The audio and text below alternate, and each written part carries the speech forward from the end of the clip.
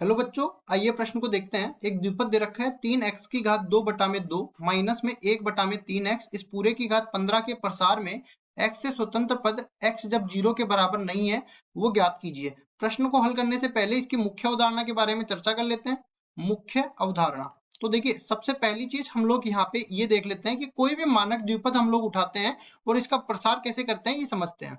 a plus B की घात n बराबर हो जाता है n सी 0 a की घात n b की घात 0 और इस तरह से a की घात घटती जाएगी, b की घात बढ़ती जाएगी, a की घात n माइनस 1 गुणा में b की घात 1 और प्लस में यहाँ पे n सी 2 जब होगा a की घात n माइनस 2 बन जाएगा, b की घात 2 बन जाएगा। अंतिम पद में जब n सी n हो जाएगा ना, तब अपने पास a की घात 0 बन जाएगा, b की घात n बन जाएगा। इस तरह से हर एक पद में हम लोग a और b की घातों का योग निकाले तो वो n के बराबर होता है।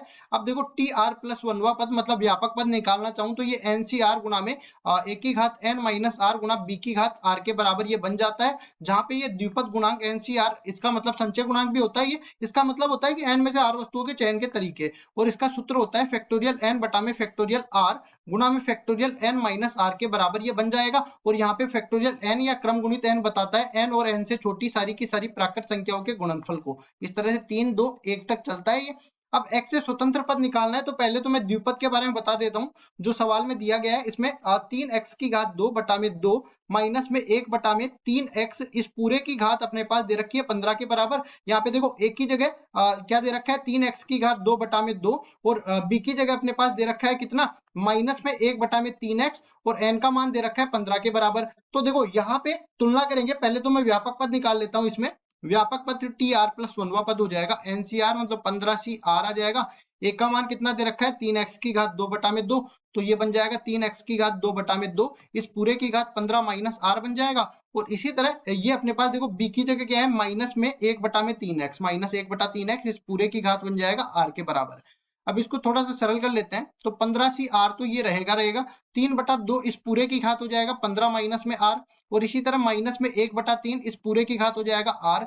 एक्स की घात भी देख लेते हैं। एक्स की घात 2 है तो यहाँ बाहर गुणा होगा तो 30 माइनस में 2r बन जाएगा और इधर देखो एक्स की घात 2r है ऊपर जाएगा माइनस r बन जाएगा तो माइनस 2r बन जाएगा। तो अब देखो जब आधार समान है तो घातें जुड़ जाती है तो टी आर प्लस वन यहाँ पे है टी आर प्लस वन आगे भी मैं निकालूंगा तो ये किसके बराबर हो जाएगा देखो 15 सी आर तो ये बन गया।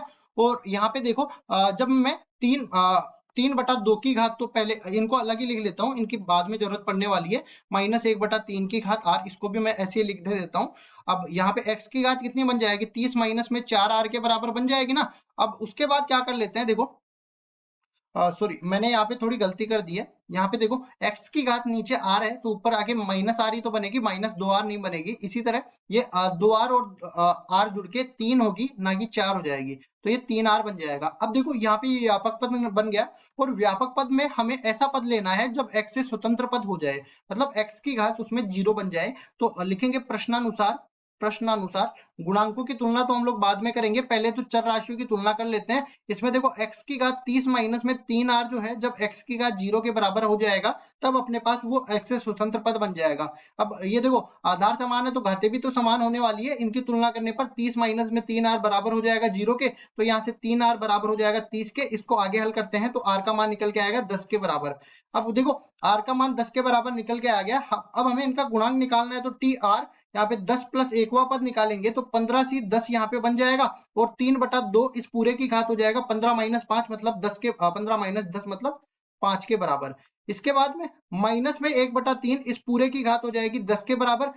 अब देखो यहाँ पे माइनस की घात सम है तो ये प्लस बन जाएगा। इसको आगे हल कर लेते हैं तो टी 10 मतलब कि 11 के बराबर हो जाएगा 10 प्लस 1 और ये बन जाएगा 15 सी 10 को 15 सी 10 ही रहने देते हैं। और उसके बाद में 3 की घात ऊपर रह जाएगी 5 के बराबर तो 3 की घात 5 ऊपर। देखो इसके नीचे अपने पास आ जाएगा क्या 2 की घात 5 इसको सही कर देते हैं। ये नीचे आ जाएगा 2 की घात 5 और साथ ही साथ यहाँ पे देखो माइनस 1 बटा 3 की घात 10 है ना तो माइनस की घात सम हो गया ये तो प्लस बन गया और नीचे अपने पास 3 की घात 10 है तो हर में 3 की घात 10 और कर देते हैं।